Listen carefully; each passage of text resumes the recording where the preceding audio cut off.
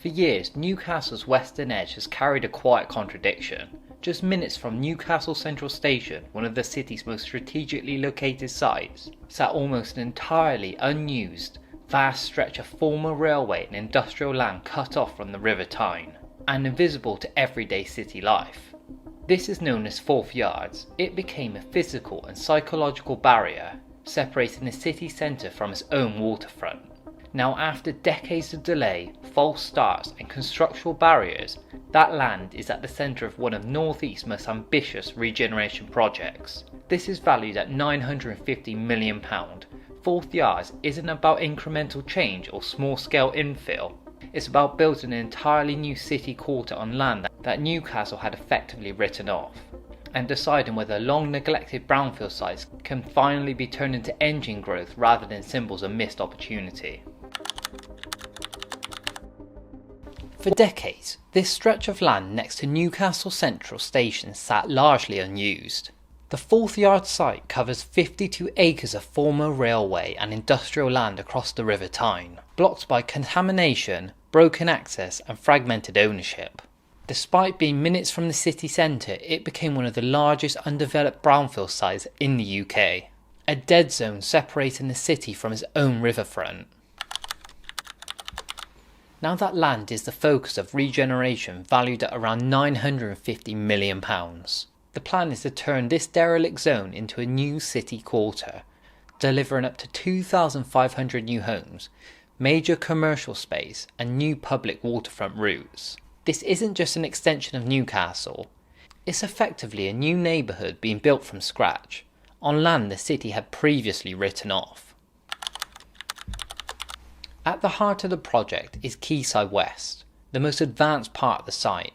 Here alone, plans include around 1,100 new homes, plus approximately 161,000 square foot of commercial, leisure and workspace. This section is designed to reconnect the city centre directly to the river, something Newcastle hasn't fully achieved on this western stretch for generations. The biggest barrier was never design, it was the ground itself, because in August 2025, £121 million in public funding was approved to cover the remediation, infrastructure and land preparation. This money pays for cleaning contaminated land, stabilising ground and installing utilities, the unglamorous but essential work that unlocks nearly £1 billion of private investment. The land is being driven forward by Homes England, working alongside Newcastle City Council, the North East Combined Authority and major landowners including Network Rail. Rather than rushing construction, the public sector is shaping the site first, then bringing in a private sector delivery partner to build it out at scale. In late 2025, the city launched a draft master plan consultation, setting out where homes, green space, routes and commercial zones will sit. The next major step is selecting a private development partner, with indications pointing towards 2026 for that decision. This phase determines whether the project becomes a landmark success or slips into delay.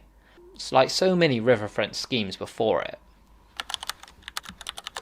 If delivered as planned, Fourth Yards could permanently reshape how Newcastle connects to the Tyne. Thousands of new homes, hundreds of millions in investment, and a reclaimed riverfront would turn a long ignored edge into a front door to the city. But the scale is almost a risk. A £950 million scheme only works if momentum holds, funding stays aligned and infrastructure is delivered before confidence fades. What makes Fourth Yards genuinely compelling is that its failure was never about lack of ambition, it was about fundamentals, contaminated ground, fragmented ownership, broken access routes, and the sheer cost of remediation meant the site was commercially impossible for decades. In that sense, the decision to step in with large-scale public funding feels less like intervention and more like correction. Without it, this land would likely have remained dormant for another generation. At the same time, the scale of the ambition raises the stakes considerably. £950 million regeneration schemes demand discipline, patience, and sequencing done properly. Homes can't come before infrastructure. Confidence can't be built on promises alone. The choice to let the public sector shape the site rather than handing it over prematurely, is encouraging, but it also puts pressure on decision makers to maintain clarity as political cycles and economic conditions change. If Fourth Yard succeeds, it won't be because of a single building or headline moment. It will be because the city resisted the temptation to rush aligned infrastructure with delivery, and treated this as a long-term place rather than a short-term development opportunity. Fourth Yard represents one of the most consequential regeneration decisions Newcastle has made in decades, not just because of the £950 million price tag, but because of what it unlocks. A reconnection between the city and the River Tyne, a new residential population close to the centre, and the chance to turn a forgotten edge into a defining frontage. The approval of the £121 million in remediation and infrastructure funding marks the point where the project shifts from aspiration to action. It removes the single biggest barrier that stalled the site for years and creates the conditions for private investment to follow. With Homes England and local authorities steering early stages, the foundations are being laid deliberately rather than speculatively. But the hardest part now begins. Large riverfront projects often falter not at the planning stage, but in the gap between preparation and delivery. When market conditions tighten, partners change, or momentum slows, the success of Fourth Yard will depend on timing, sequencing, and whether infrastructure arrives early enough to sustain confidence across multiple build phases. If delivered as intended, Fourth Yard could redefine Newcastle's relationship with its western riverfront for generations, turning a long-ignored zone into a living, working extension of the city centre. But if it slips, the risk is total failure. It's under delivery where ambition outpaces execution. Either way, the decisions in the next few years will shape Newcastle's urban form far beyond this single site. There's also a wider lesson going beyond Newcastle. Across the UK, cities are sitting on strategically located brownfield land that looks like an opportunity on a map, but behaves like a liability in reality. The private market rarely moves first on sites like this because the risk is front-loaded, invisible and expensive.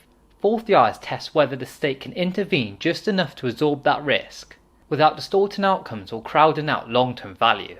What's crucial is that this doesn't become a one-phase success, followed by fragmentation.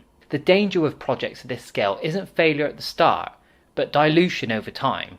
Value engineering that strips out public space, delays the transport links, or housing delivery that outruns schools, access and services. Once momentum is lost, these schemes don't collapse, they stagnate, leaving half-finished districts that never fully integrate with the city around them. Fourth Yard will ultimately be judged not by how quickly cranes appear, but by whether it feels coherent 10 or 20 years from now. Does it stitch into Newcastle's existing streets? Does it genuinely rebalance the western edge of the city centre? And does it create a place people choose to live? Not just a site that was technically developed. If Newcastle gets this right, Fourth Yard becomes more than regeneration. It becomes proof that the hardest urban land, the land cities gave up on, can still be the most transformative when treated with patience, realism and long-term intent. If you enjoyed this video and you want more videos just like this, make sure that you like the video, subscribe to my channel and comment your thoughts on this in the comments below.